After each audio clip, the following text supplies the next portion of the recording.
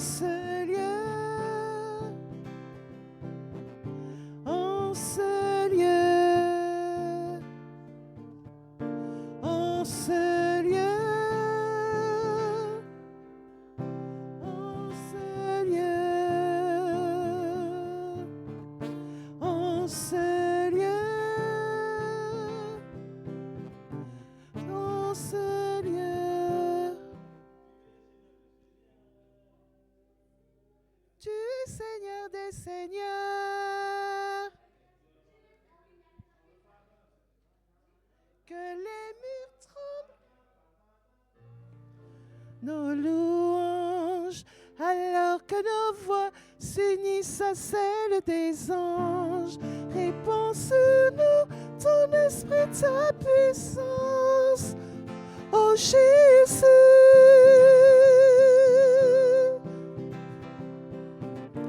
En ce lieu, en ce lieu, en ce lieu, en ce lieu.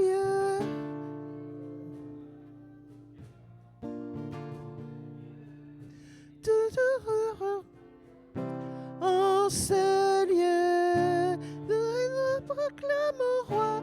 En ce lieu, tu es Seigneur des Seigneurs. En ce lieu, tremble au son de nos louanges, alors que nos voix s'unissent à celles des anges.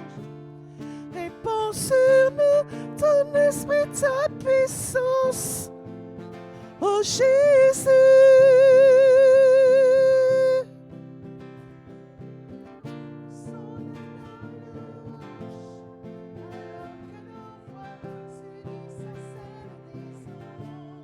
Répands sur nous ton esprit, ta puissance. Oh Jésus.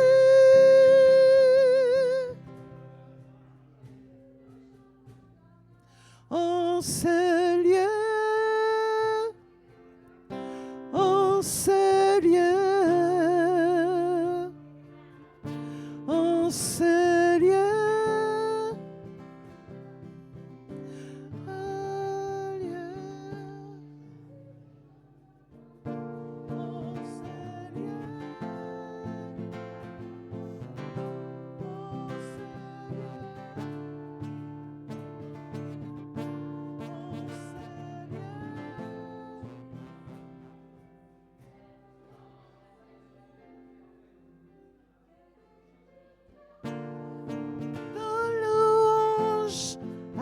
que nos voix s'unissent à celles des anges. Répands sur nous ton esprit, ta puissance. Oh Jésus, oh Jésus.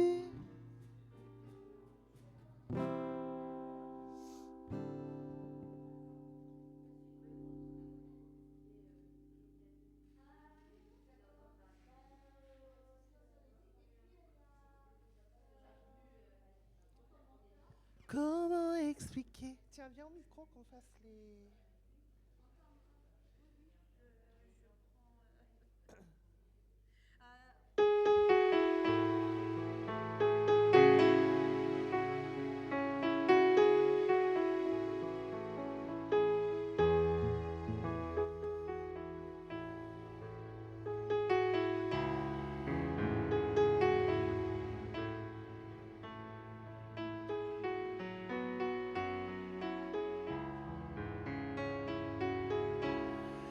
Comment expliquer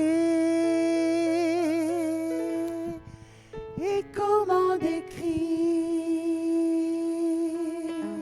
un amour si grand, si puissant que rien ne peut le contenir.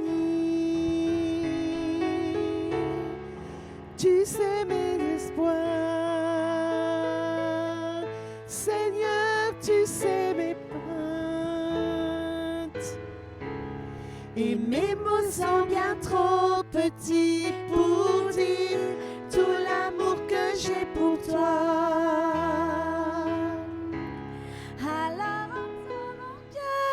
entends mon cœur, mon esprit qui te loue. Entends le chant d'amour, ton enfant racheté. Je prendrai mes faibles mots pour te dire quel Dieu merveilleux tu es. Et je ne pourrai pas te dire combien je t'aime, alors entends mon cœur. Si tout comme la pluie, les mots pourraient rouler. Et si j'avais l'éternité,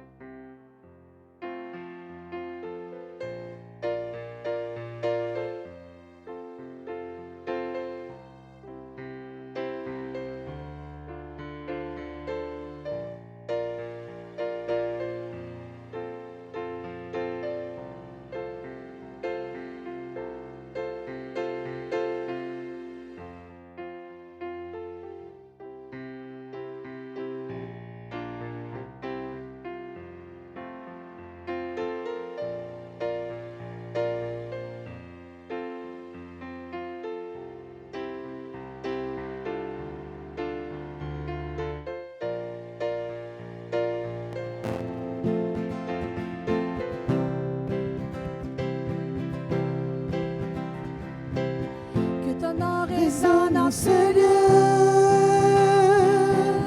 Que ton nom résonne en ce lieu. Que ton nom résonne en ce lieu. Que ton nom résonne en ce lieu. Que ton nom résonne en ce lieu. Que ton nom résonne en ce lieu. Que ton nom résonne en ce lieu. Jésus, que ton nom résonne en ce lieu. Que les murs tremblent au son de nos louanges, alors que nos voix s'unissent à celles des anges. Répands sur nous ton esprit, ta puissance, ô Jésus.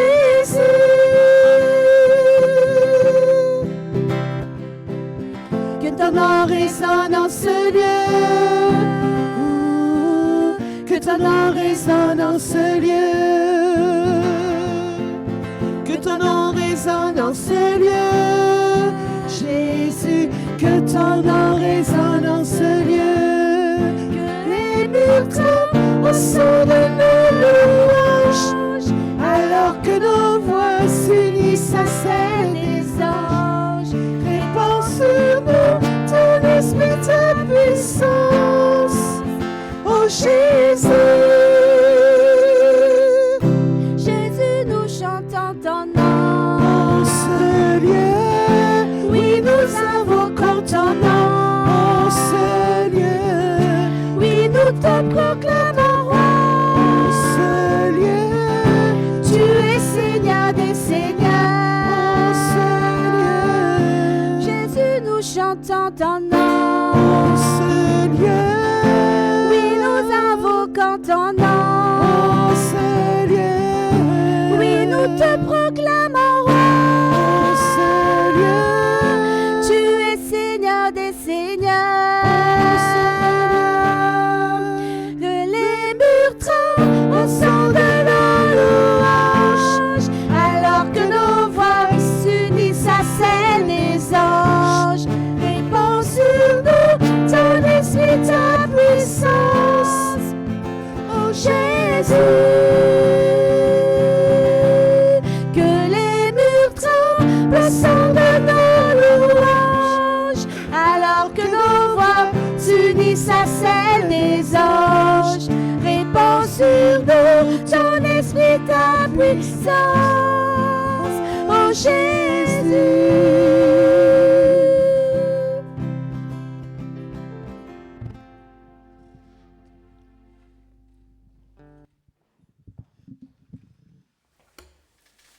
Je vous invite à vous asseoir et on va démarrer ce culte par la prière.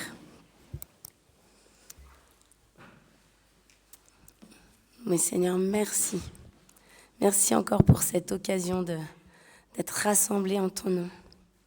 Merci pour ce temps que tu nous donnes ensemble, ce temps de louange pour toi, d'adoration pour toi, d'écoute de la parole.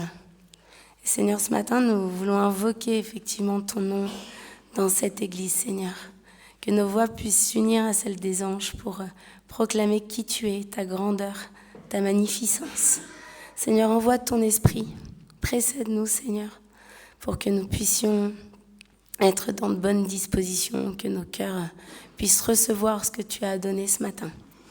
Donne-nous cette humilité de comprendre que nous avons tant besoin de toi dans tous les domaines de nos vies. Oui, Seigneur, nous voulons vraiment t'inviter et t'accueillir ce matin. Prends la place qui te revient ici. Au nom de Jésus. Amen. Bonjour à tous et à toutes. Ça fait plaisir de vous voir. Les courageux d'entre les fêtes.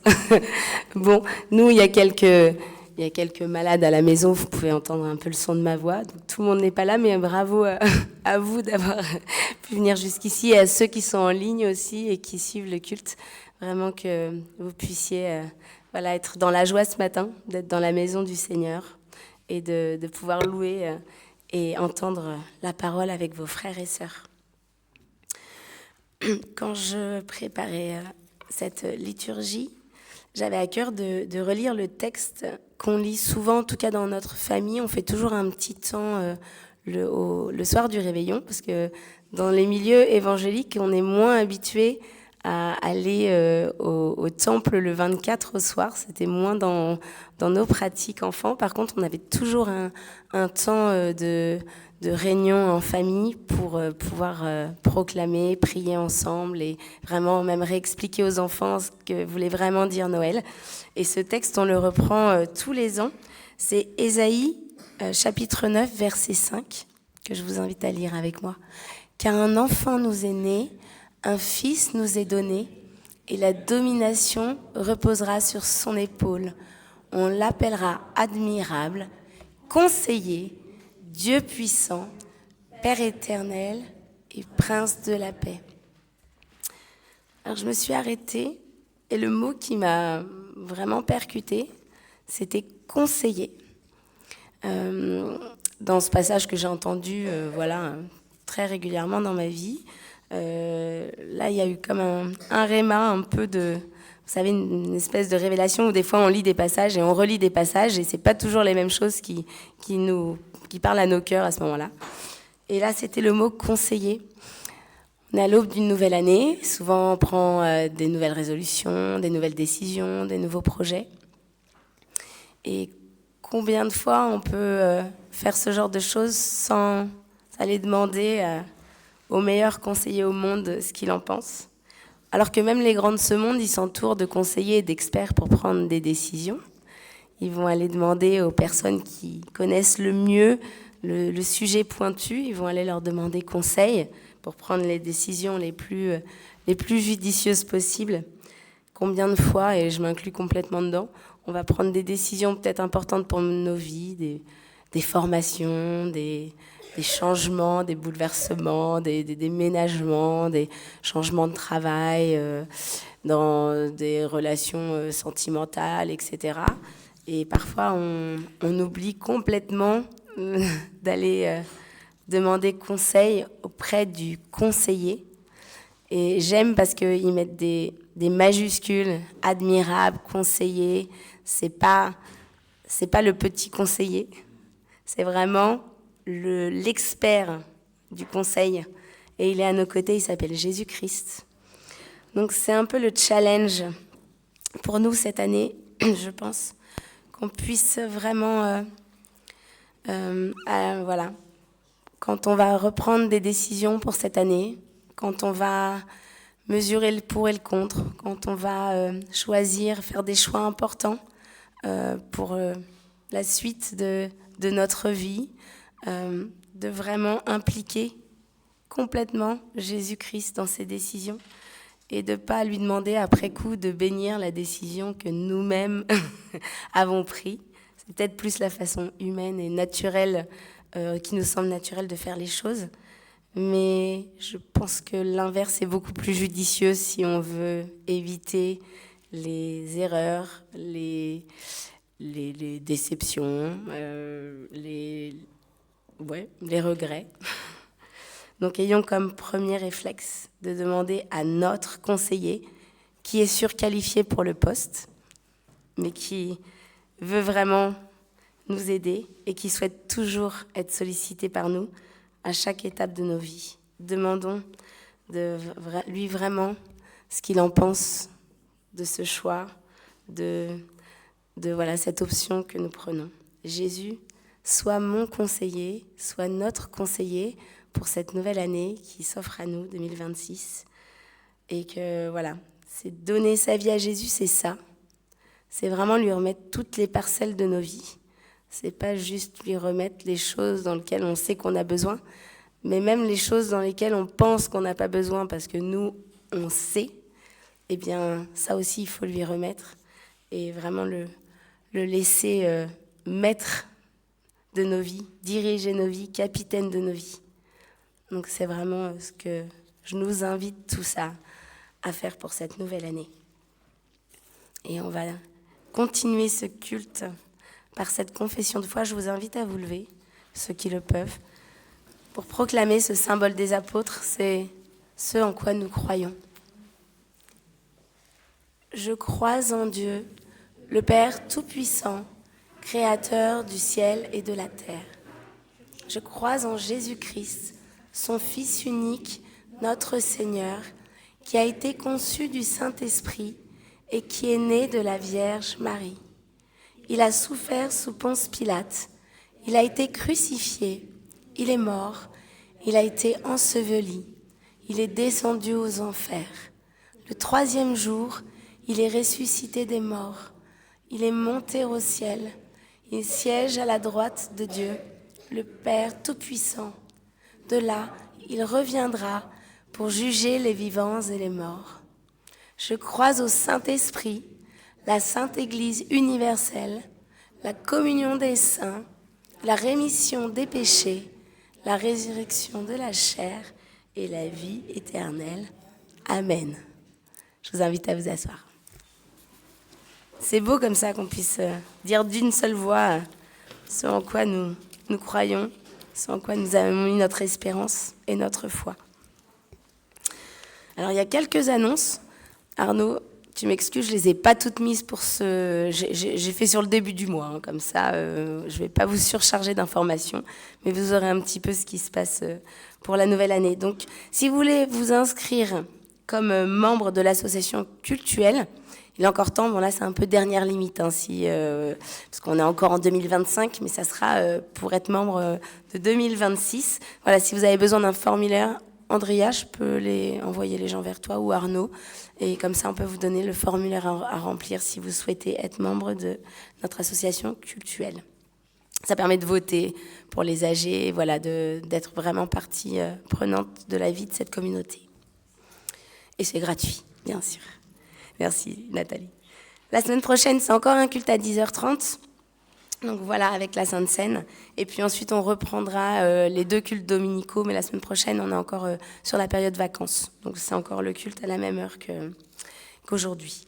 Le groupe de prière par Zoom tous les mardis à 14h. Donc si vous avez besoin d'infos, c'est Arnaud qu'il faut aller voir. Et le même soir, on fait nous la réunion des CP à 21h en Zoom également.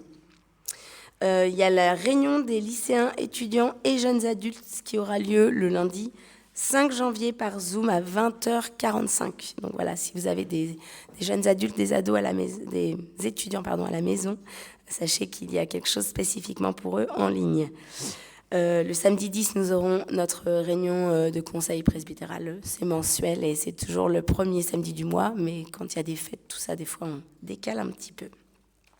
Le dimanche 11, on aura la visite de Julien Coffinet qui préside la cause et il va faire le message au moment des 2 cultes. Voilà, donc venez nombreux écouter Julien. Et ensuite, il y a le partage biblique avec Marie-Christine à 14h. Venez nombreux aussi. Et vous pouvez prendre votre petit pique-nique, partager cela ensemble. Et puis, vous pouvez comme ça enchaîner super culte avec super partage biblique. Et le vendredi 16 janvier, il y a une soirée de prière des églises protestantes et évangéliques du Mantois. Ça a lieu 1 ou 2 fois par an, je ne sais plus, mais 1 fois. Et du coup, elle aura lieu à l'église libre de Meulan. J'ai pas mis l'heure, mais j'imagine que c'est 20h30. 20h, donc le vendredi 16, et comme ça on se réunit avec d'autres chrétiens pour prier et intercéder ensemble. C'est vraiment une belle expérience, donc notez la date et vous pourrez prier avec des frères et sœurs en église élargie. Voilà. Est-ce qu'il y a d'autres annonces Vas-y.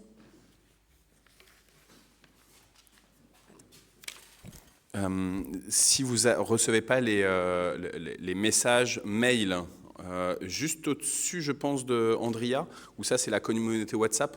Sinon, en tout cas, vous avez un petit livre, vous pouvez noter votre adresse mail. Il y a aussi donc une communauté sur WhatsApp, sur laquelle tous les vendredis, normalement, on poste les annonces. Et je vous alerte juste sur le fait que là, on arrive à la fin de l'année. Ça veut dire que c'est aussi le dernier moment pour pouvoir faire vos offrandes à l'église pour l'année 2025. J'avais le souvenir que c'était à peu près 50 000 € le budget annuel de notre Église. Du coup, je me suis replongé dedans. En fait, c'est 59 000 € pour cette année 2025, avant travaux, parce qu'on a plusieurs gros projets. Et au total, à l'Assemblée générale de mars, on avait imaginé un budget de à peu près 30 000 € pour l'ensemble de ces gros travaux. Il y a notamment la question des chaises, qui est quelque chose qu'on garde depuis X années, mais là vraiment ça avance. En fait, il y a déjà des modèles qui ont été commandés, parce que l'idée c'est aussi que vous puissiez les tester, les modèles qu'on a enfin choisis avec le conseil presbytéral. Sauf que ça prend 3 mois à peu près, juste pour avoir c'est ça, 12 semaines, juste pour les modèles tests. Et après, une fois qu'on aura testé pendant quelques semaines, qu'on aura eu vos avis, et ben on fera la vraie commande de la centaine de chaises.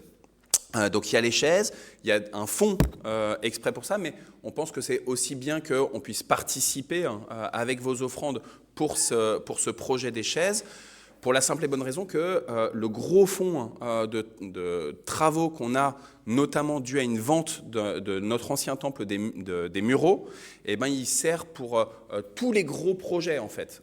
Donc on a 90 000 € sur ce fonds-là, mais de manière très concrète. Par exemple, il y a toute la question de cet immeuble-là qui a besoin d'être rénové. Tout à l'heure, quand vous sortirez, vous regarderez la façade, elle commence à être bien noircie. Si vous allez sur les côtés, vous verrez qu'au niveau des chéneaux, c'est en train de se casser. Donc, il faut aussi qu'on garde de l'argent de ces 90 000 € aussi pour la structure du bâtiment même, mais on prendra un peu dessus aussi pour les chaises. On va avoir un cheminement handicapé qui aurait dû être fait il y a 2 mois, mais finalement, ça sera mi-janvier qui va être fait, un cheminement PMR, personne à mobilité réduite, donc du petit portail qui arrivera jusqu'à la porte ici. Tout ça, ça fait qu'il y a une enveloppe globale de 30 000 €. Il y a aussi le chauffage dans le temple, etc. Mais toujours est-il que pour cette année 2025, le budget est à 59 000 €. Je pense que niveau finance, on est encore un peu pile poil. Donc, c'est le moment là de faire, c'est une dernière ligne droite pour faire vos offrandes nominatives. Vous ne pouvez pas vraiment rêver meilleure transition vu qu'on va arriver sur le temps des offrandes. quoi rajouter à cela, Arnaud? Merci beaucoup. Est-ce que je pourrais avoir 2 volontaires pour les quêteuses, s'il vous plaît? Oui, viens ma puce.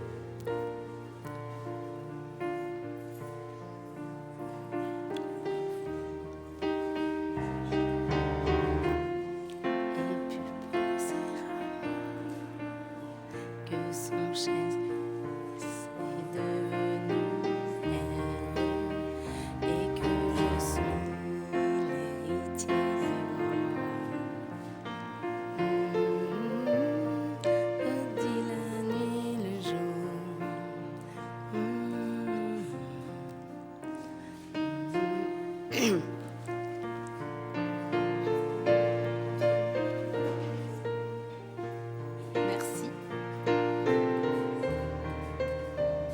Ouais, super. Des professionnels. Je vais rendre grâce. Merci Seigneur pour tes bénédictions. Merci parce que tu es ce Dieu qui pourvoit abondamment, Seigneur. Et merci pour tous ces projets dont on a parlé. Merci parce que c'est aussi signe que ton Église, elle est vivante, que ton Église, elle a des besoins, des envies, des choses à faire. Et merci parce que tu réponds à ces besoins, Seigneur. Tu pourvois, tu suscites dans nos cœurs la joie et l'envie de donner, Seigneur. bénis vraiment ses dons et donne toute sagesse, donne vraiment la meilleure façon de gérer cet argent et de pouvoir l'utiliser pour l'avancée de ton royaume, Seigneur. Béni sois-tu, vraiment béni sois-tu. Amen. Pardon, excusez-moi. On va rentrer dans le temps de la volonté de Dieu et de la repentance. Et je vous invite juste à prendre un petit moment de silence pour chacun sonder son cœur, là où il en est avec le Seigneur, là où il en est dans sa vie spirituelle, dans sa vie de foi. Le Seigneur parle à nos cœurs, il nous dit ce qu'il veut changer en nous, ce qu'il veut transformer, ce qu'il veut renouveler. Et je vous invite juste à passer ce temps en tête à tête dans votre cœur avec Dieu et à le laisser vous montrer là où vous en êtes.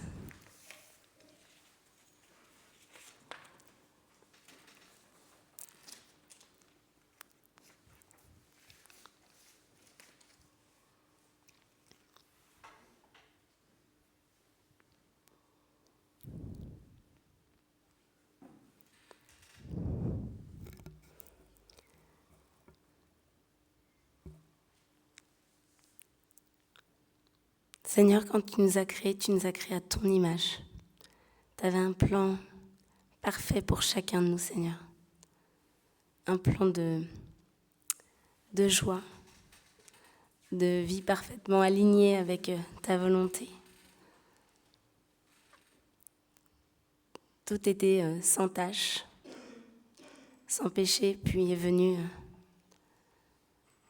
cet orgueil de l'homme, Seigneur, ce péché originel qui a changé notre destinée, la destinée de l'humanité, mais Seigneur, tu as voulu mettre aussi dans ce projet pour l'homme un projet de rédemption, Seigneur. Seigneur, c'est vrai que sans toi, nos cœurs sont tachés, sont sales. Gabriel le disait la semaine dernière lors de son baptême. Il a vu l'état de son cœur et il a pleuré devant toi. Seigneur, donne-nous d'être comme Gabriel, comme ses enfants et de pouvoir aussi être vrai devant toi, être humble devant toi et regarder vraiment à l'état de nos cœurs, Seigneur. Regarder cette colère, cette suffisance, cet orgueil bien souvent, ce manque d'amour, cette dureté parfois,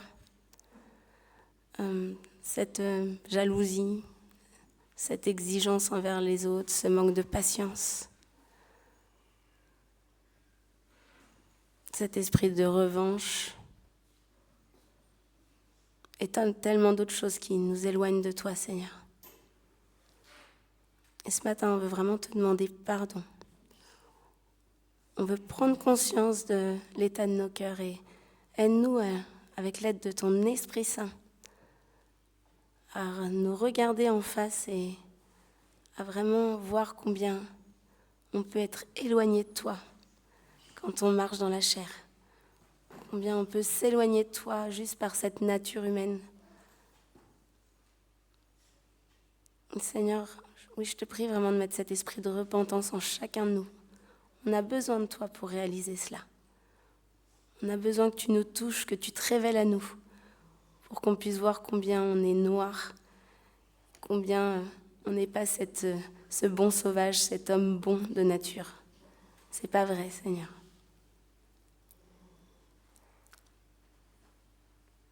Alors, Seigneur, donne-nous vraiment de nous repentir, de reconnaître, de vouloir changer de voie. Amen. Nous allons prendre ce chant de repentance qui dit « Pardonne-moi ». Seigneur reçoit et Seigneur pardonne. Voilà, c'est ça.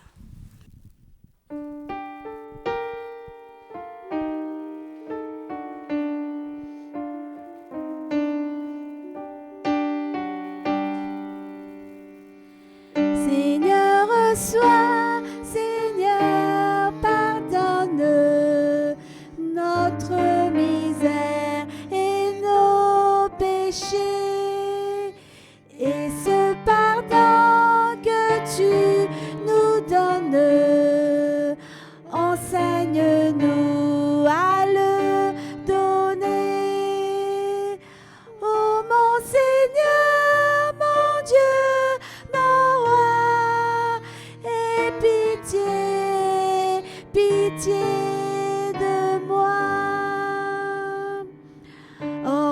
Jésus, je ne puis craindre que ton verdict de vérité.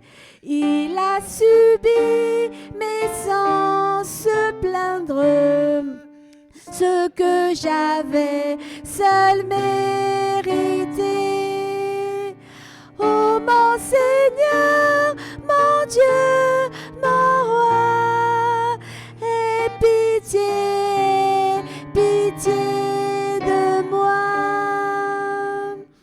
Quand la grandeur de nos offenses écarterait tous les soutiens, je ne pourrais pour ma défense que prononcer un nom le tien. Oh mon Seigneur, mon Dieu, mon roi, aie pitié, pitié de moi.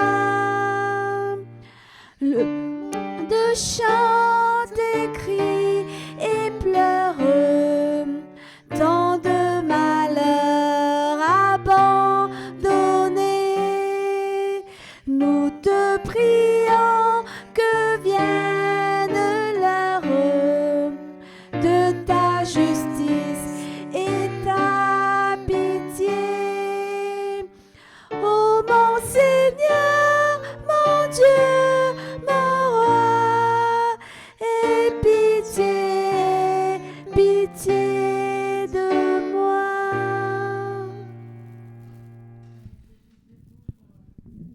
D'absolution. Ce verset qui dit « Nous étions tous errants, comme des brebis. Chacun suivait sa propre voie.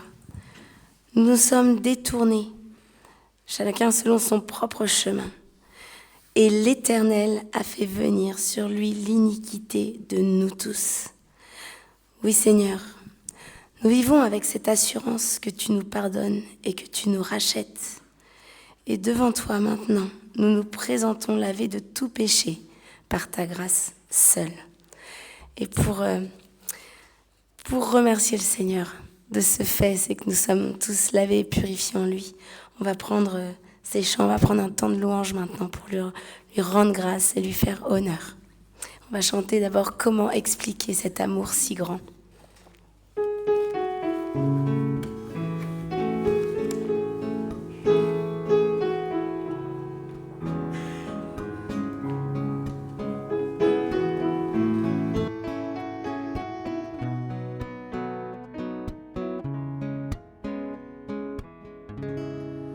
Comment expliquer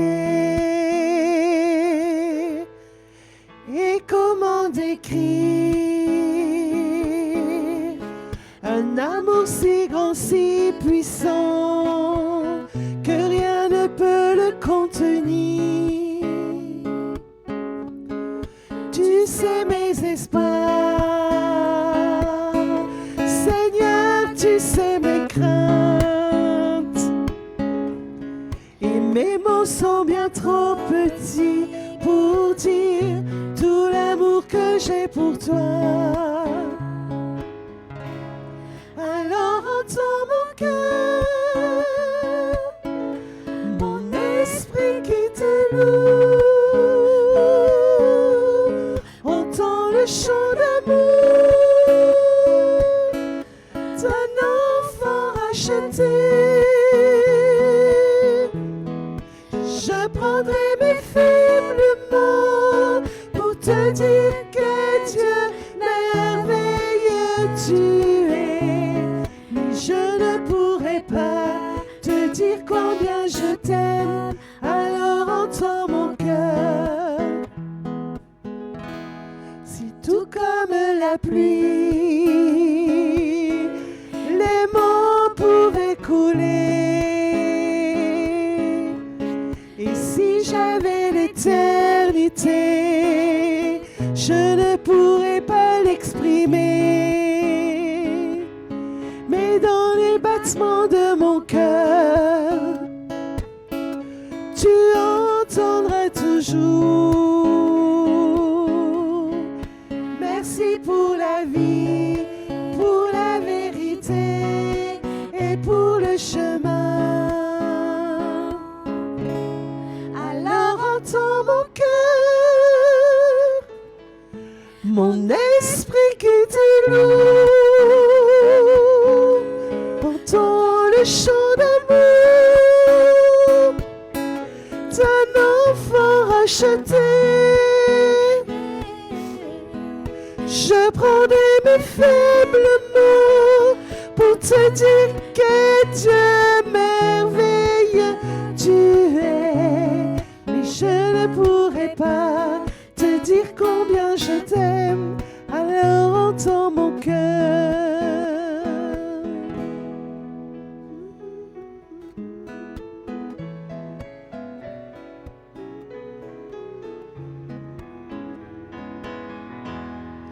Tu sais nos espoirs, Seigneur, tu sais nos craintes. Et nos mots sont bien trop petits pour dire tout l'amour que nous avons. Alors entends mon cœur, nos esprits qui te louent, entends le chant d'amour d'un enfant racheté. Nous prendrons nos faibles mots pour te dire que Dieu merveilleux tu es. Non, nous ne pourrons pas te dire tout notre amour, alors entends nos cœurs.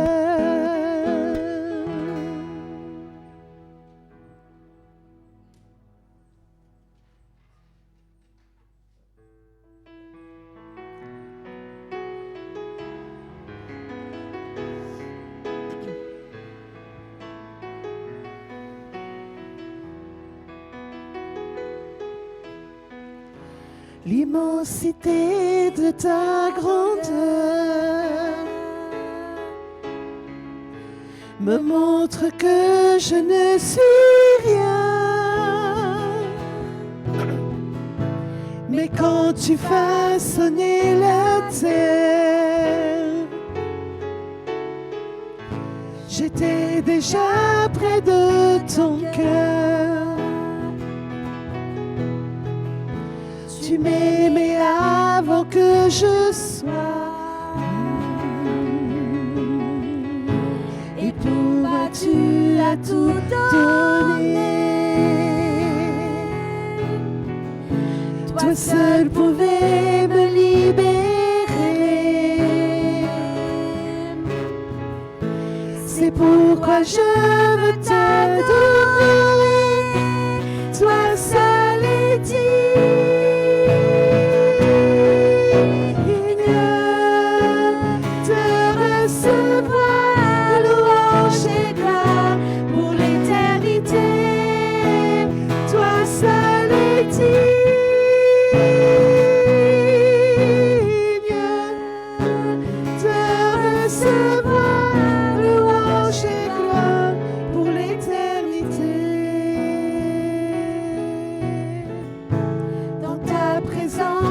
Je me tiens, car tu as ce dont j'ai besoin, la joie, la vie et le bonheur sont dans tes pavis, mon sauveur, toi seul est digne.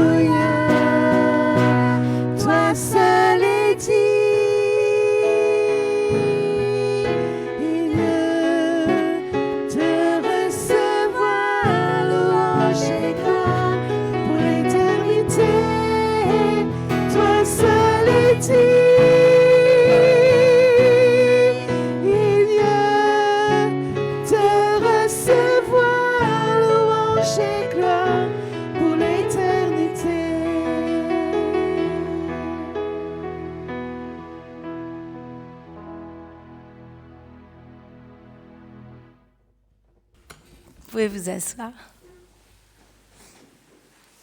Lui seul est digne de recevoir nos louanges et gloires pour l'éternité. C'est justement le moment des actions de grâce. Donc il peut recevoir nos louanges par les chants, par l'adoration, mais aussi par les témoignages d'actions de grâce, des choses qui se passent dans votre vie, dans votre semaine, des fêtes que vous avez passées. On a tous forcément des sujets de reconnaissance au Seigneur. Si on regarde chaque journée, chaque mois, chaque semaine, chaque année, on a forcément plein de sujets quand on regarde au détail. Quand Dieu nous protège, nous garde, qu'il répond et qu'on voit des changements dans une situation. Et c'est le moment où vous encouragez vos frères et sœurs à travers cela. Donc il y a un micro qui passe dans les rangs pour ceux qui lèvent la main et voilà, qui peuvent partager ces actions de grâce et élever encore le nom du Seigneur Jésus. Donc voilà, si vous avez un témoignage, c'est maintenant votre moment. Isa. Alors moi j'en ai plusieurs, mais j'en ai surtout un. Ça nous est arrivé la nuit d'avant avec Arnaud.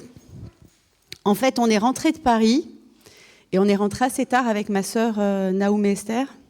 Et on a laissé le portail ouvert et on a laissé la porte de l'entrée ouverte. On s'en est pas rendu compte en fait. Et puis dans la nuit, ma sœur m'appelle en hurlant « Isabelle, Isabelle, Arnaud !» Et là, on se rend compte qu'il y a un monsieur dans la maison qui était dans les escaliers du bas, en fait, qui était dans notre chambre. Et donc, on l'a sorti. Et puis, en fait, il ne nous a pas voulu de mal, rien du tout. Il n'était pas bien, ce monsieur. Et je rends grâce au Seigneur parce qu'il nous a vraiment protégés, parce que quelqu'un d'autre aurait pu rentrer, nous tuer. Enfin, on peut imaginer le pire. Hein. Et non, en fait, il était encore là avec nous. Donc, je rends grâce vraiment pour tout ce qu'il fait au quotidien. Je peux vous dire que j'ai pas super bien dormi cette nuit quand même. Hein. Je dormais que la lumière. J'ai demandé à Arnaud d'aller faire un petit tour à 2h du matin à la maison, voir si tout allait bien. Que tout bien fermé, ouais, que tout était bien fermé, mais en tout cas, il était là, il était présent. Et voilà, Arnaud a parlé avec ce monsieur. Après, il l'a amené dans les isbas derrière. Il lui a offert un café, puis ils ont parlé. Donc voilà, je remercie le Seigneur d'avoir alerté ma sœur aussi bien. Et puis voilà, merci Seigneur. Waouh. Oui, quelles émotions. Et merci aussi à vous d'être prêts à transformer une situation qui était compliquée. Arnaud, d'avoir aussi pris le temps de pouvoir partager avec ce monsieur et prendre du temps pour lui. Merci. Parce que c'était peut-être aussi son moment. Il a frappé à la porte, alors pas de la bonne manière, parce qu'il est rentré. Mais le Seigneur dit que si on frappe à la porte, il nous ouvrira et que ce monsieur il puisse, à travers vous aussi, vivre une expérience avec Jésus.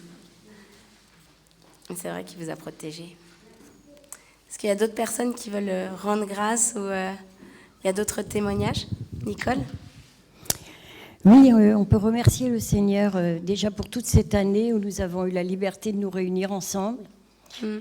Remercier le Seigneur aussi pour tout ce qu'il nous a fait passer à chacun, les réponses positives ou négatives. Mais dans toutes ces choses, le Seigneur nous a enseigné, façonné, et nous a fait grandir dans sa connaissance. Je remercie le Seigneur pour toutes les fois où il nous a protégés. Et la semaine dernière, j'ouvrais quelques cartons pour voir si j'avais des choses encore à donner, à me débarrasser. Et dans les livres, j'ai retrouvé un livre formidable du pasteur Butler, que j'ai connu il y a très longtemps. Maintenant, je pense qu'il est parti auprès du Seigneur. Et il raconte dans toute sa vie tout ce qu'il a passé. Et il explique vraiment détail par détail. Et ça nous a donné de voir en fait tout ce chemin parcouru et que nous parcourons encore avec le Seigneur. Et ça nous a fortifiés. En pleine nuit, j'ai lu tout un chapitre à 2h du matin. Après, je suis partie vers Alain. J'ai dit, écoute, on va lire ça ensemble. Tu vas voir, c'est formidable. Le Seigneur est merveilleux. Il tient tout entre ses mains. Ce qu'on comprend, ce qu'on ne comprend pas. Et on remercie le Seigneur pour toutes ses grâces. Voilà, et toutes les fois où il nous protège aussi. Lydie, ce matin, son genou a flanché encore une fois. Et heureusement, il y avait juste une chaise derrière elle. Elle est tombée assise sur la chaise. J'ai dit merci Seigneur. Elle aurait pu encore tomber sur son dos, qu'elle a déjà été opérée 2 fois. Merci Seigneur. Il tient tout entre ses mains. À lui toute la gloire. Amen. Et je peux dire merci au Seigneur aussi pour ce livre. Parce qu'il expliquait ses épreuves au travers du livre de Job. Mais nous, le problème que nous avions, On l'a compris quand on a lu ce livre-là, quand Nicole m'a lu ce texte. C'était l'épreuve que nous traversions aussi. À lui soit toute la gloire et la louange. Amen. Oui, le Seigneur parle à travers sa parole. Hein. Clairement, sa parole, elle était là hier, elle est là aujourd'hui, elle sera là encore demain. Et justement, ça va être le temps du moment de la parole, Annie. Alors, on est dans cette session, à chaque fois, nous, on fonctionne par thème. Et là, c'est être prêt pour sa visite. Alors voilà, le titre est bien énigmatique et Annie va nous emmener plus loin dans ce passage. Mais je l'invite à venir pour la liturgie de la parole. Merci.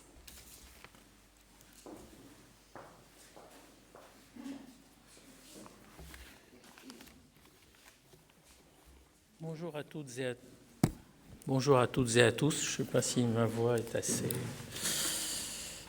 Être prêt pour sa visite. Ce n'est pas du tout l'intitulé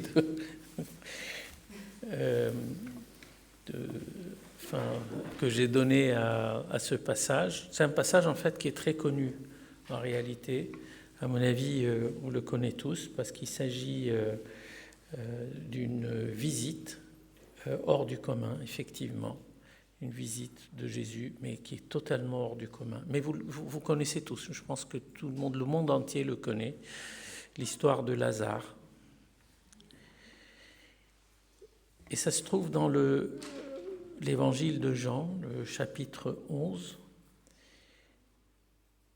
Il y avait un homme malade, Lazare de Béthanie, village de Marie et de Marthe, sa sœur.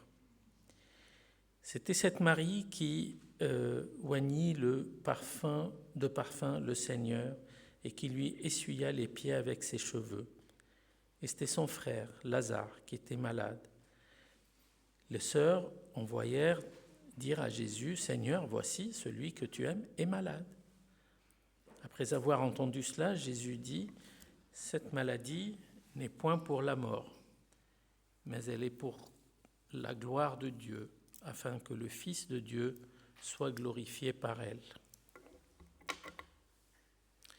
Or Jésus aimait Marthe et sa sœur et Lazare.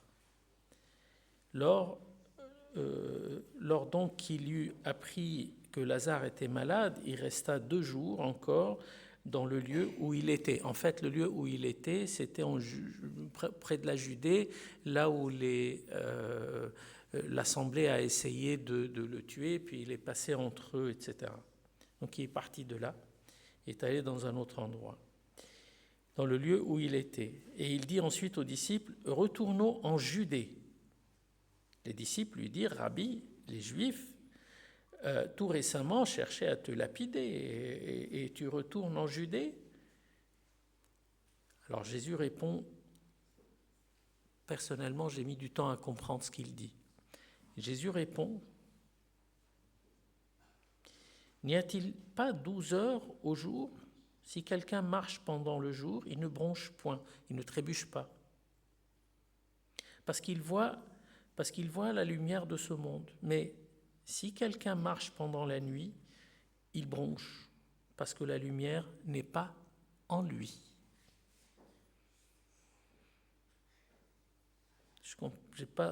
J'ai eu du mal à comprendre cette réponse. Il fallait plusieurs références pour finir par la comprendre. Après ces paroles, il leur dit, « Lazare, notre ami, dort. Lazare, notre ami, dort. Mais je vais le réveiller. » Les disciples lui dirent, « Seigneur, s'il dort, il sera guéri. » Jésus avait parlé de sa mort.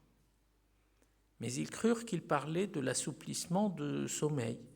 Alors Jésus leur dit ouvertement, « Lazare est mort.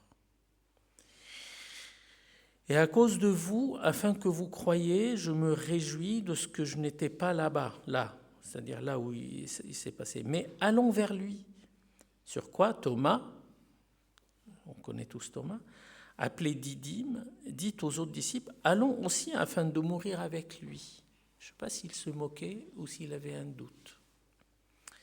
Jésus étant arrivé, trouva que Lazare était déjà depuis 4 jours dans le sépulcre.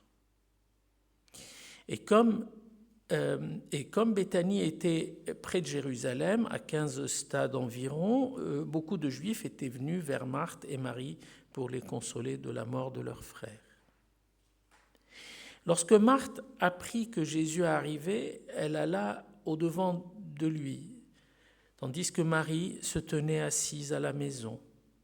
Marthe dit à Jésus, « Seigneur, si tu avais été là, si tu avais été ici, mon frère ne serait pas mort.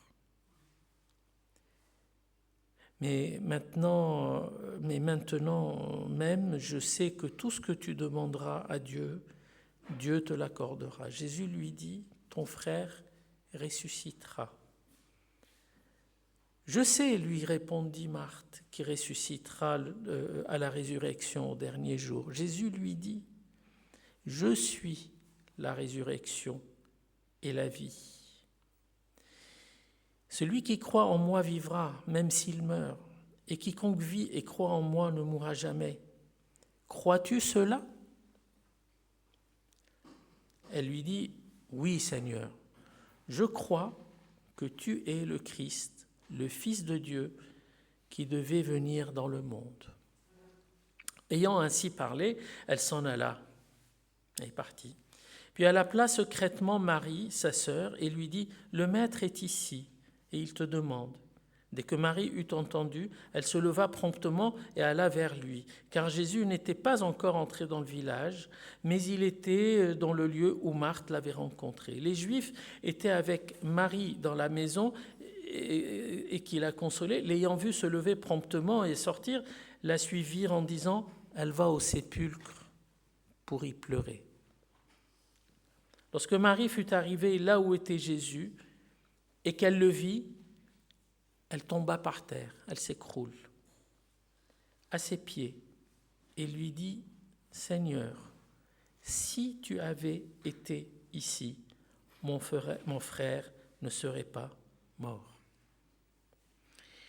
Jésus, la voyant pleurer, elle et les Juifs qui étaient venus avec elle, frémit en son esprit et fut tout ému. Et il dit, « Où l'avez-vous mis ?»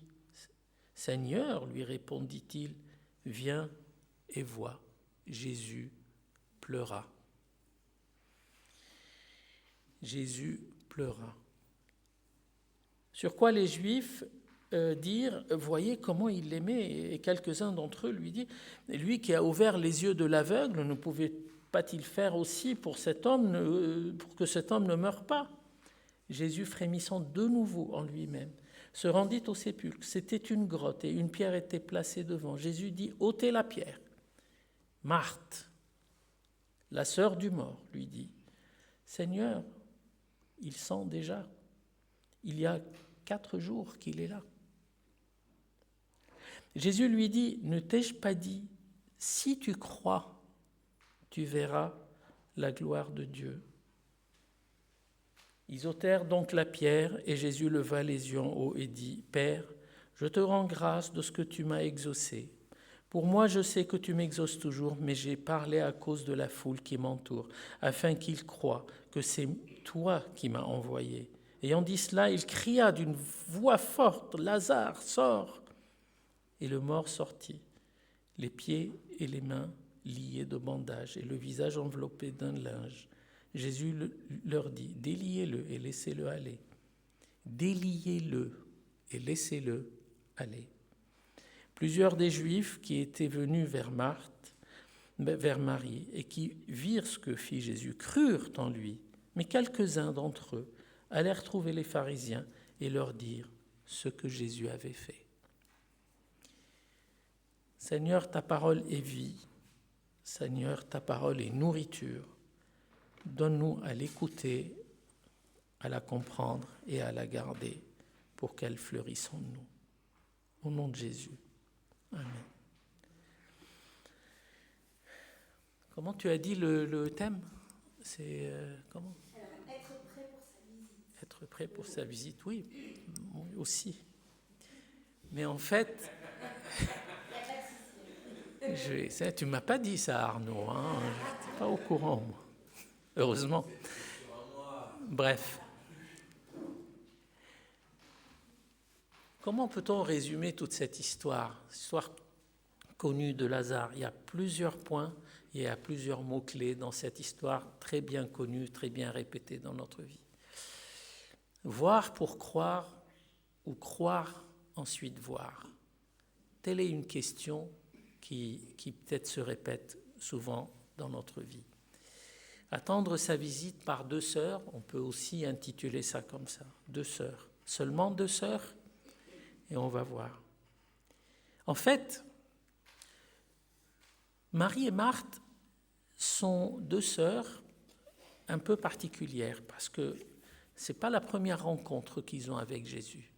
Ils ont eu une rencontre auparavant et quand Jésus était dans leur maison, il s'est passé que Marthe, elle s'occupait de faire plein de choses intéressantes, enfin très importantes, alors que Marie était assise aux pieds de Jésus.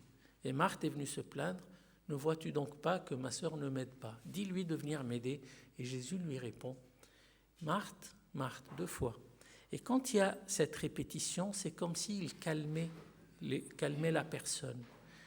Il y a une répétition, « Marthe, Marthe », comme ça. Parce que quelqu'un qui est remonté, on le calme en lui répétant son prénom. « Dis-moi, attends, comme ça. Marthe, Marthe, toi, tu t'occupes de plein de choses. Certes, c'est essentiel, mais Marie a trouvé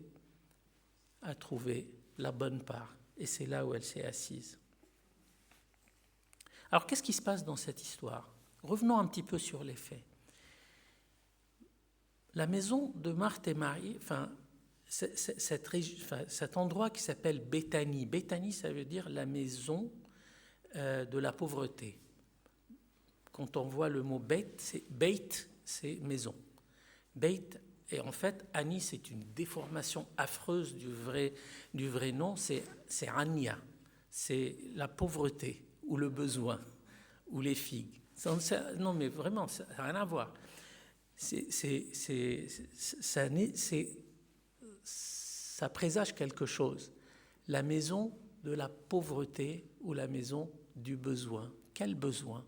Voyons voir. Qu'est-ce qui se passe dans cette maison? Qu'est-ce qui se passe dans ce foyer? Il y a un garçon et 2 sœurs. Le garçon, la figure masculine, visiblement les parents ne sont plus là. Il s'appelle Lazare. Que veut dire Lazare? Lazare veut dire Dieu vient en aide, ou Dieu vient secourir. Et encore une fois, c'est une déformation c'est les hasards. Ce n'est pas Lazare comme ça, c'est les hasards sont 2 parties. C'est Dieu vient en secours, ou Dieu aide. Et en fait, ce Lazare, on ne sait pas trop ce qu'il fait en réalité, mais il était un ami proche de Jésus. Et il tombe malade, une grave maladie visiblement. Et Jésus était dans un endroit où il a failli se faire lapider, mais ce n'était pas son heure, et il est parti. Et puis, la nouvelle arrive chez Jésus. Ton ami est malade, viens à son secours. Et Jésus traîne. Jésus ne revient pas. Seigneur, ton ami est malade, viens à son secours, et il ne vient pas. Il attend. Pourquoi il attend? Alors qu'il sait ce qui va se passer.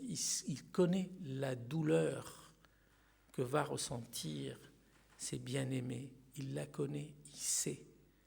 Mais il ne vient pas. Il attend. Au contraire, il dit à ses disciples, « Venez avec moi, retournons en Judée. » En Judée, là où tu es menacé. Et là, la réponse qui n'a rien à voir avec ce contexte. Il leur dit, celui qui marche pendant le jour ne trébuche pas, et celui qui marche dans la nuit va tomber. Qu'est-ce que c'est que cette réponse? En reprenant un petit peu, mais sans vouloir alourdir, en reprenant un petit peu les références, il s'agit de leur parler d'avoir la lumière en soi. Il y a un moment où il faut marcher, le moment, il faut en profiter. Et il dit dans d'autres endroits sur lui-même, agissez pendant que je suis avec vous, agissez dans la lumière, car le jour où vous allez vous retrouver seul dans les ténèbres, vous n'allez pas pouvoir vous tenir debout, vous allez trébucher. Il parlait de sa lumière.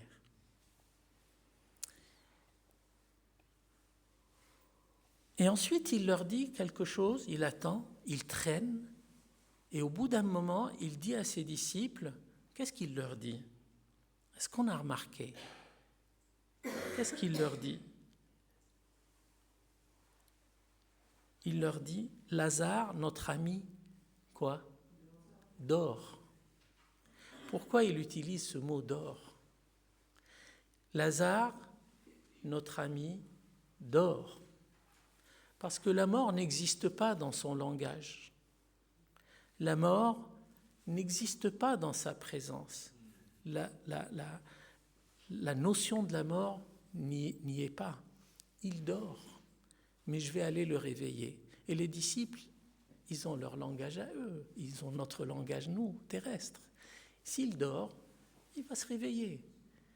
Et là, Jésus leur dit, les gars, je vous le déclare, dans votre langage, dans votre compréhension, dans votre façon de voir les choses, Lazare est mort. Il ne fait pas semblant, ce n'est pas quelque chose c'est pas une mise en scène, loin de là. Il est mort corporellement, selon les critères que vous connaissez, selon vos critères, il est mort.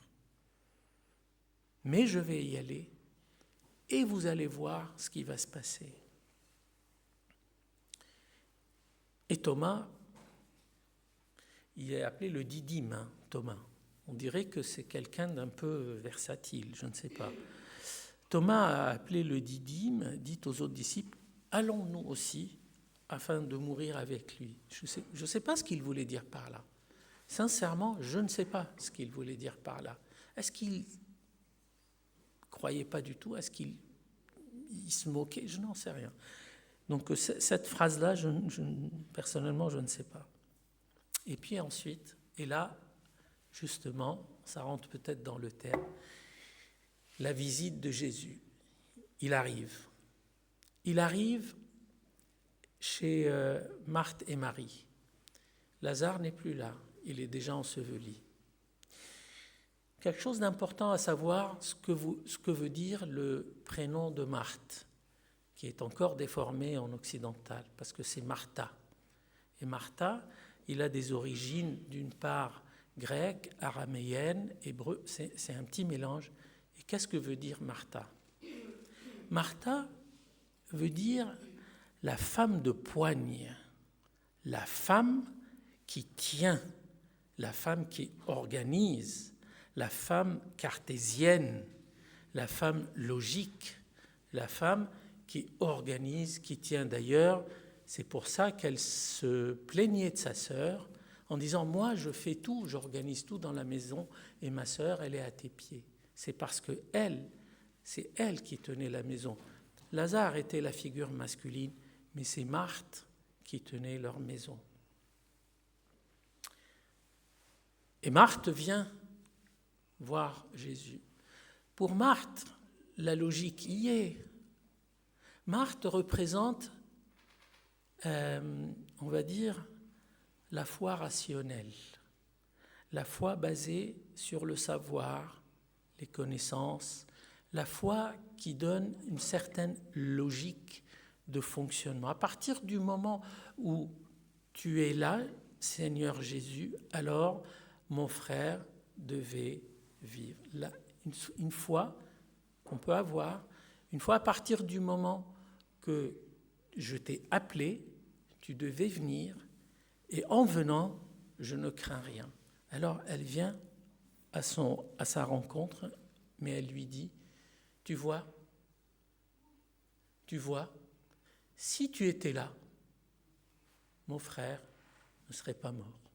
Parce que dans ma logique, et dans la logique de ma foi, dans la logique de ma croyance, c'est comme ça que ça devrait se passer. Mais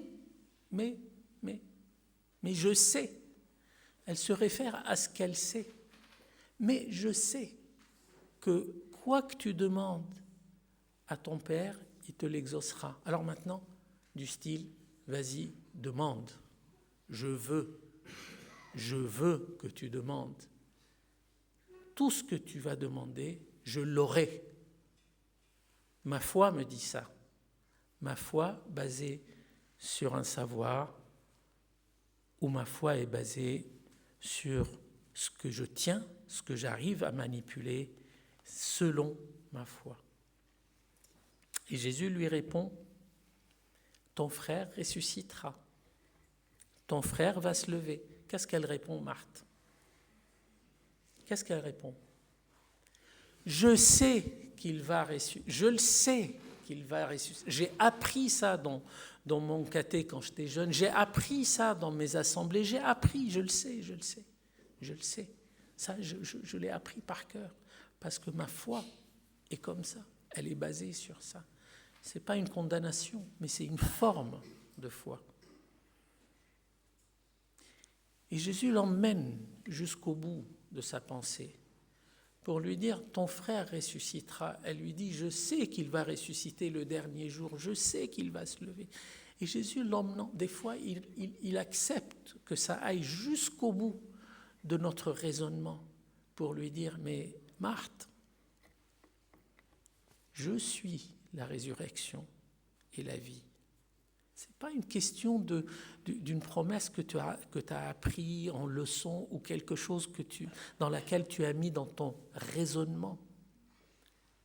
C'est moi, c'est personne d'autre. Je suis la résurrection et la vie.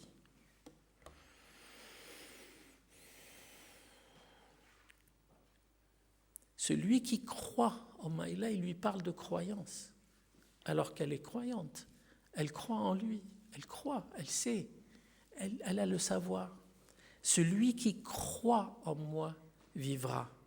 La mort n'existe plus dans le langage de ma présence dans la vie de quelqu'un. Et on sait de quelle mort il parle. Et là, il lui pose la question, mais une question que je trouve un peu perturbante et blessante envers Marthe. Crois-tu cela? Mais tu me connais. Tu es venu chez nous, tu as mangé avec nous, tu sais qui je suis, tu sais que je crois. Mais il lui pose la question, crois-tu cela? Tout comme il a fait avec Pierre. Est-ce que tu m'aimes? 3 fois. Et c'est à la 3e fois que Pierre a compris. Ce n'est pas la 2e, c'est la 3e. Crois-tu cela? Elle lui dit, oui Seigneur, je crois que tu es le Christ, le Fils de Dieu, qui devait venir dans le monde. Du savoir, encore une fois. J'ai appris, je me suis imprégné de cette idée, tu l'as déjà dit, je suis le Fils, etc. Je le crois. Ok, d'accord, ok, je le crois. Oui, très bien. Ensuite, elle s'en va. Elle s'en va, elle va voir sa sœur et elle lui dit quelque chose. Elle lui dit, le maître est là et il demande à te voir. Il n'a rien demandé, Jésus. Vous avez remarqué qu'au début, il n'a rien demandé. Mais elle lui dit ça. Le maître est là, va le voir, il demande à te voir. Marie est restée loin. Mais revenons un petit peu sur l'étymologie de Marie, le sens du prénom Marie, qui à la base est Myriam ou Mariem. C'est encore une fois des origines mélangées entre l'araméen, l'hébreu, l'égyptien ancien et teinté un peu de grec. Mais qui veut dire quoi? Qui veut dire la bien-aimée, la douce, la tendre, l'affective, celle qui agit par sentiment, qui agit par affection. Marie, Mariam, Myriam, dans d'autres langues ça va être Méret, cette sœur qui représente ici la foi avec affection, la foi avec conviction du cœur, avec tous ces sentiments dedans.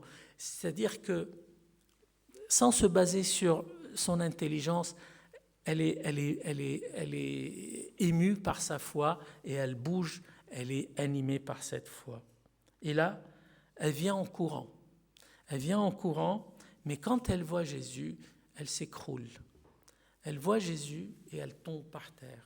Elle tombe par terre parce qu'elle est triste, parce qu'elle est perturbée par la séparation, par la mort de son frère et ainsi de suite. Et puis elle lui dit quoi? Elle lui dit la même chose que Marthe a dit. Elle répète, ça veut dire qu'elles en ont parlé. Ça veut dire qu'elles ont répété, mais si le maître était là, il ne serait pas mort. Marthe a dit, si tu étais là, il ne serait pas mort. Et Marie, elle vient lui dire, si tu étais là, il ne serait pas mort. Elle lui répète la même chose. D'ailleurs, c'est la même chose, on va comprendre quelques versets plus tard, que c'est la même chose que les Juifs autour disaient. S'il était là, il aurait pu peut-être le sauver, il aurait pu le guérir, et ainsi de suite. Non. Il n'était pas là.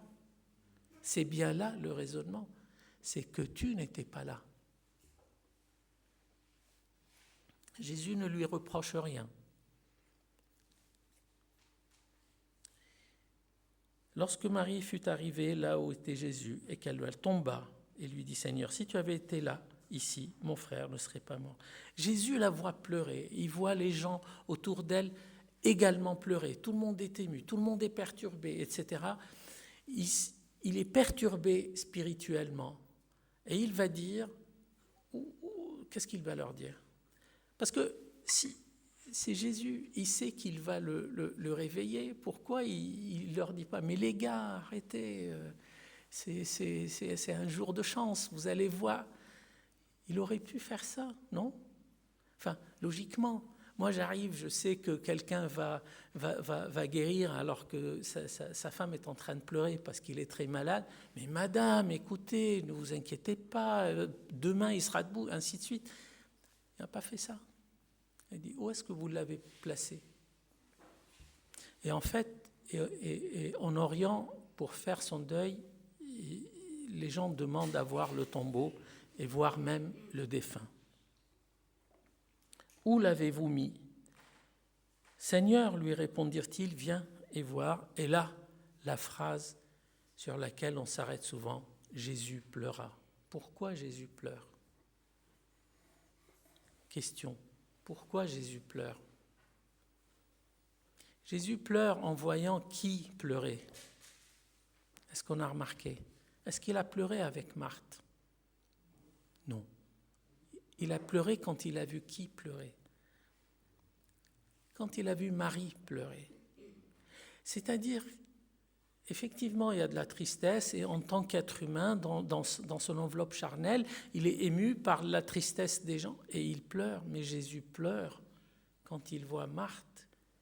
Même toi, Marthe, la croyante, celle qui est convaincue, tu doutes de ma présence. Tu me dis, si j'étais là et tu ne savais pas que je suis là avec toi, tu ne sais pas qui je suis, tu t'es fait perturber par ce qui se passe autour de toi. Je te comprends, je suis triste avec toi, je connais tes sentiments, mais tu pleures parce que tu dis que je n'étais pas là. Alors Jésus pleura. Triste de voir cette foi perturbée. Même toi, Marie, tu doutes de ma présence. Et puis ensuite, Jésus, frémissant, encore une fois spirituellement, il va sur le tombeau. Et ainsi se déroule la scène qu'on connaît, mais attendons 2 secondes. Parce qu'il arrive devant la pierre et il dit, enlevez-moi cette pierre. Enlevez-moi cette pierre. Marthe parle, encore une fois. Marthe, la logique. Marthe, la rationnelle. Marthe, la cartésienne, elle parle. Seigneur, on ne devrait pas lever la pierre, ça fait 4 jours qu'il est là, ça va sentir mauvais. On ne doit pas faire ça, Seigneur. Si ça faisait que 2-3 heures qu'il est mort, oui, on enlève, tu le verras, et puis n'en parlons. Mais là, c'est trop tard. C'est trop tard, ça fait 4 jours. 4 jours, ça veut dire quoi? Ça veut dire 3 plus 1. Vous savez ce que ça veut dire, 3 plus 1? 3, c'est la perfection. Ça, c'est le cycle complet de compléter quelque chose. C'est-à-dire, au bout de 3 jours, peut-être qu'on avait espéré quelque chose, mais le 4e jour, il vient souvent dans la Bible, c'est au-delà de l'espérance. C'est le dessus de ce qu'on peut espérer. On retrouve ça dans les proverbes. 3 choses peuvent supporter la terre, mais la 4e, elle ne peut pas ainsi. Il y a plusieurs endroits dans lesquels la 4e portion de la nuit dans laquelle Jésus se manifeste, c'est là où on ne peut plus rien voir ni espérer. Marthe, la cartésienne, part, ça fait 4 jours, je te rappelle, ça fait 4 jours. 4. Il va sentir. Et ensuite, Jésus lui dit, « Ne t'ai-je pas dit, si tu crois, tu verras la gloire de Dieu, si tu crois. » Encore une fois, il tape sur là où ça manque chez Marthe, si tu crois. Ce n'est pas ce que tu sais, c'est ce que tu crois qui va être l'origine de ta consolation. Ils ôtèrent donc la pierre, et puis Jésus crie à haute voix, « Lazare, lève-toi !» Et là, on voit que la mort qui disparaît, et Lazare revient à la vie. « Lazare, lève-toi » d'une voix très forte. Et Lazare revient. Lazare, Marie et Marthe. 3 figures chez qui Jésus a agi. L'un qui attend le secours, l'autre qui a une foi mentale, rationnelle et cartésienne, et la 3e qui a une foi affective, une foi ancrée et convaincue. Tout ça peut se trouver chez une seule personne, c'est-à-dire plusieurs facettes peut-être de une personne. Parfois, on peut être le Lazare. Par moments, on peut l'être, le Lazare, celui qui attend le secours, celui qui n'a rien demandé à personne et il s'est trouvé enseveli dans un temps. Mais c'était une épreuve, une énorme épreuve. On peut être d'une part de notre vie une foi très cartésienne. Pourquoi tu n'as pas été là? Et si je ne vois pas, je ne crois pas. Et je dois voir, je dois palper, je dois sentir, je dois toucher pour croire. Et on peut avoir aussi une foi affective, une foi ancrée en nous. Mais tout ça peut être perturbé chez la même personne par une épreuve. Tout ça peut être ébranlé à un moment donné par une épreuve qui est quelque part voulue, mais parfois pour faire mûrir notre foi. Il y a plein de choses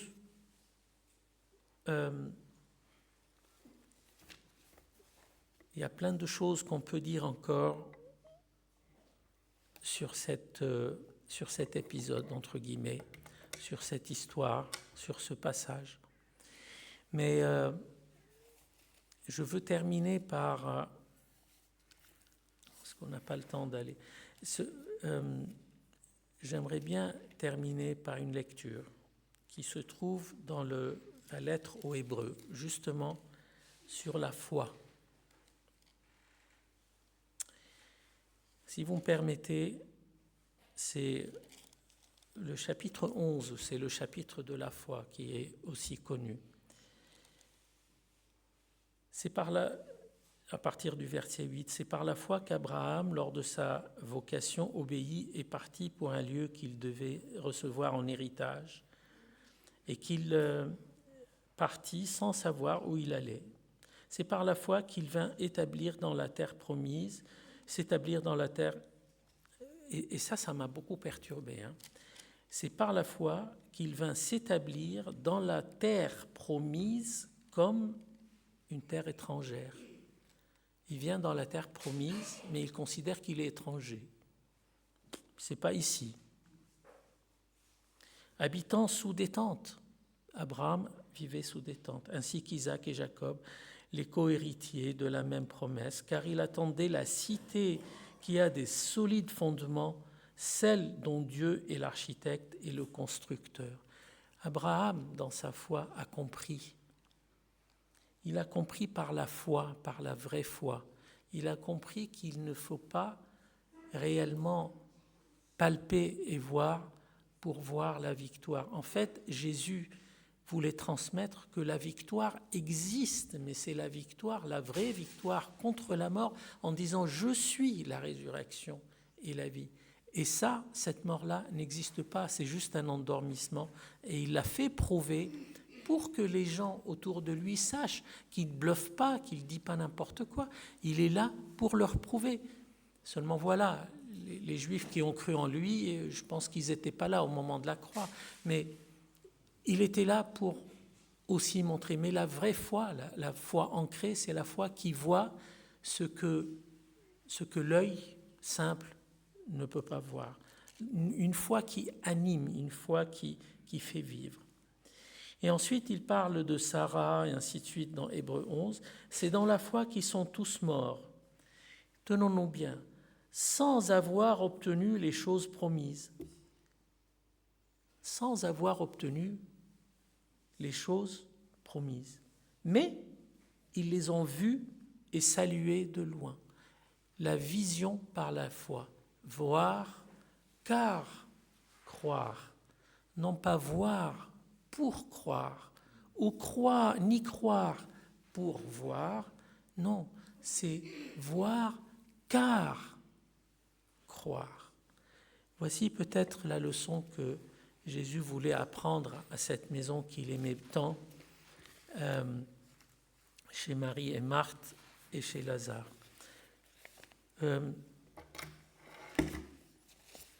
Tenons-nous dans cette foi, tenons-nous dans cette optique de ne pas chercher à avoir des preuves et attendre des choses toutes belles qu'elles soient, mais vraiment voir par la foi et croire ensuite la vraie vision de ce qui n'est pas réellement visible peut venir. Amen.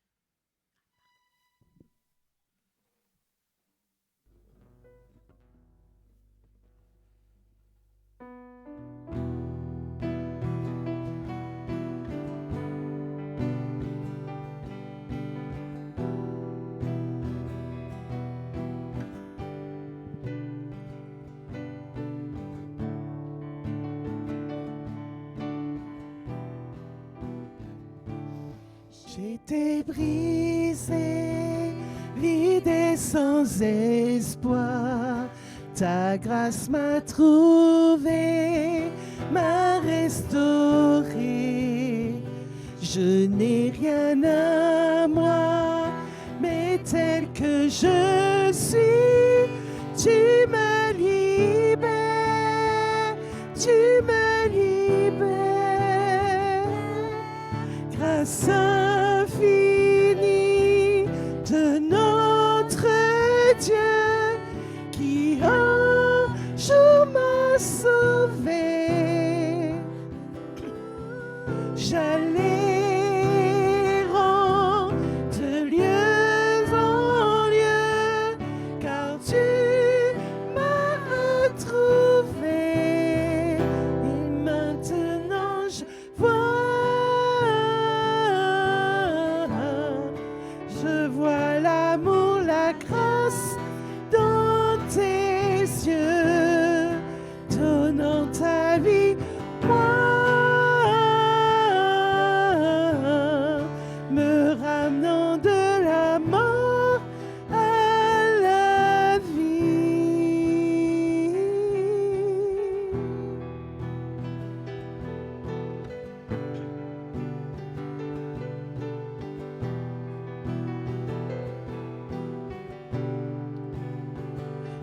prends nos échecs, tu prends nos faiblesses, tu places ton trésor dans des vases d'argile. Oh, prends mon œuvre, Père, je veux te servir pour que tout soit ta vie en moi. Grâce infinie de notre Dieu qui un jour m'a sauvé. J'allais de lieu en lieu quand tu m'as retrouvé. Et maintenant je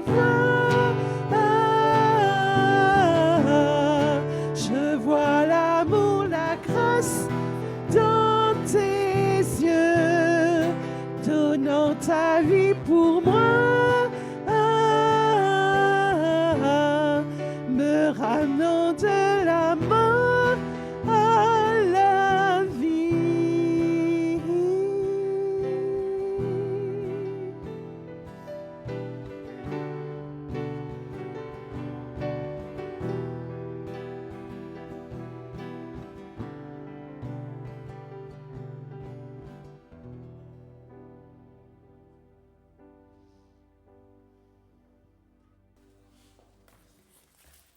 Je vous invite à vous asseoir. Nous allons rentrer dans ce temps d'intercession et merci Annie pour ce message. Merci pour voir car croire. L'intercession, c'est ça, c'est mettre sa foi en action et prier pour ceux qui sont autour de nous, pour des situations qui nous paraissent à la vue humaine complètement inextricables. Mais c'est croire qu'il y a vraiment la présence de Dieu, ne pas douter de sa présence et de son intervention. Je vous invite à fermer les yeux, à prier avec moi. Seigneur Jésus, aide-nous à grandir dans cette foi dans laquelle tu trouves plaisir en nous, Seigneur.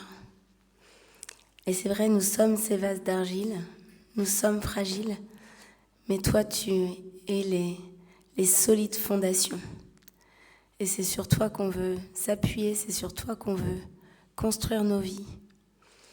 Et on veut vraiment ce matin te remettre tous nos doutes, nos pensées, parfois tellement cartésiennes, qui viennent s'opposer à ton action et ta présence, Seigneur. On veut te remettre ce monde qui va tellement mal, Seigneur, et vraiment te remettre ces endroits dans ce monde qui souffre de la guerre, ces situations inextricables, justement, ces conflits en Ukraine, ces conflits israélo-palestiniens, ces endroits d'Afrique, Seigneur, où la guerre, la haine, la vengeance règnent.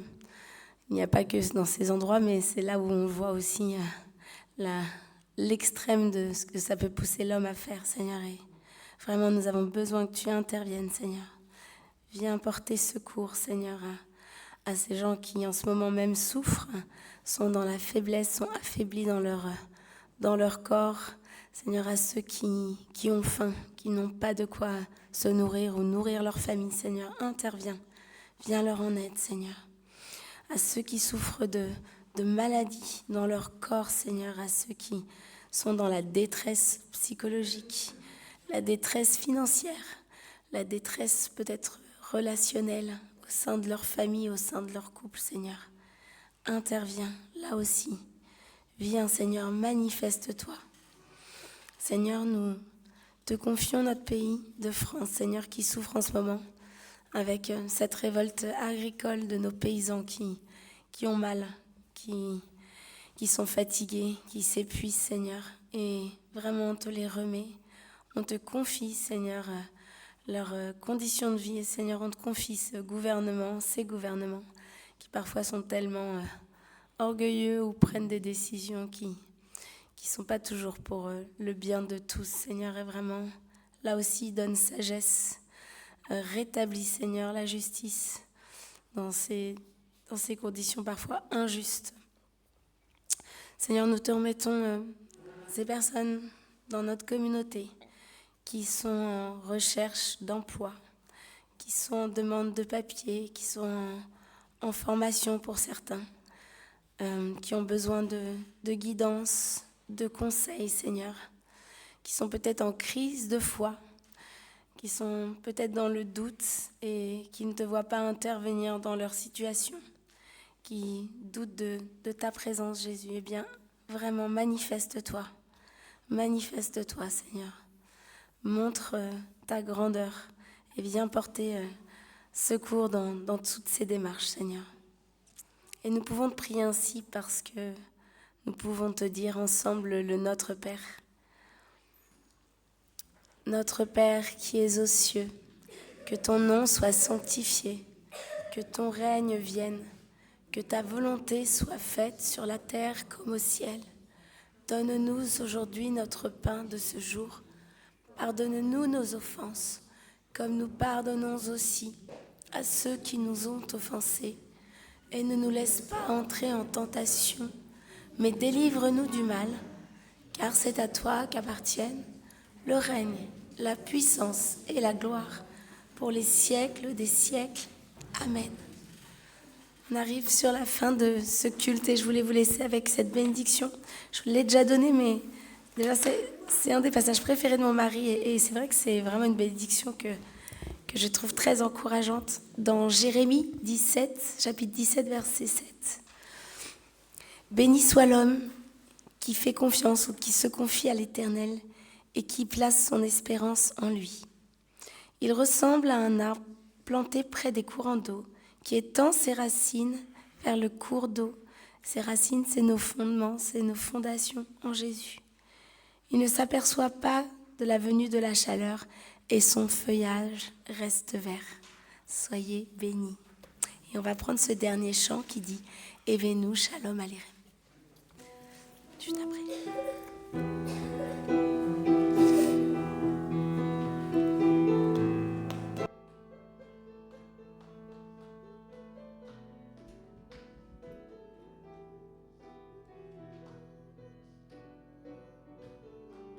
Evenu Shalom Aleichem, Evenu Shalom Aleichem, Evenu Shalom Aleichem, Evenu Shalom, Shalom, Shalom Aleichem. Nous vous annonçons la paix, nous vous annonçons la paix, nous vous annonçons la paix, nous vous annonçons la paix en Jésus. Evenu Shalom Aleichem, Evenu Shalom Aleichem, Evenu Shalom Aleichem, Evenu Shalom, Shalom, Shalom Aleichem. Nous vous annonçons la joie, nous vous annonçons la joie, nous vous annonçons la joie, nous vous annonçons la joie en Jésus. Evenu Shalom Aleichem, Evenu Shalom Aleichem, Evenu Shalom Aleichem, Evenu Shalom, Shalom, Shalom Aleichem. Nous vous annonçons l'amour, nous vous annonçons l'amour, nous vous annonçons l'amour, nous vous annonçons l'amour, l'amour en Jésus. Evenu Shalom Aleichem, Evenu Shalom Aleichem, Evenu Shalom Aleichem, Evenu Shalom, Shalom, Shalom Aleichem. Nous vous annonçons la paix, nous vous annonçons la joie, Nous vous annonçons l'amour, nous vous annonçons la joie, l'amour en Jésus. Bon dimanche à tous. Et avant de se quitter, on fait toujours un cadeau de la paroisse. Hein, l'amour en Jésus, c'est ça aussi, on fait des petits cadeaux. Et le 24-25, il y a eu des gobelets qui ont été distribués, mais pour ceux qui n'en ont pas eu, il en reste encore aujourd'hui. Donc c'est des super Eco Cup avec le petit logo de notre église. N'hésitez pas, c'est Arnaud qui a c'est Rabi qui les distribue, donc n'hésitez pas à venir chercher votre petit cadeau. Et bon dimanche.